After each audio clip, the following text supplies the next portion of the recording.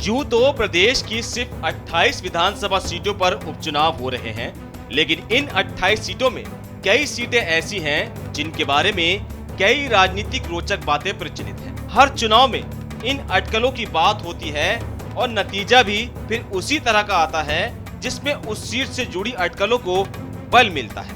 अब इन 28 विधानसभा सीटों में से एक गोहद विधानसभा सीट को ही ले लीजिए।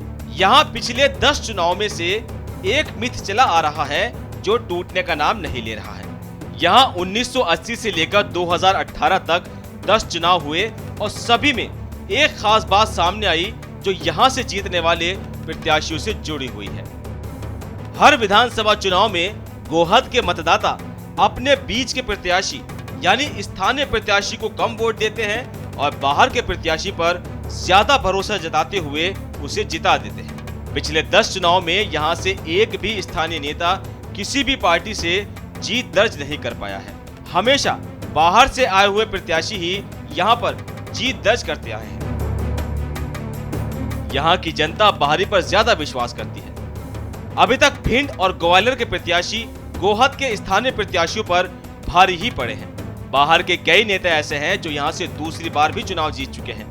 कुछ लोग इसे गोहद के लोगों की स्थानीय नेताओं से नाराजगी बताते हैं, जबकि इसकी राजनीतिक वजह भी है जिसमें पार्टियों की गुटबाजी सबसे ऊपर है।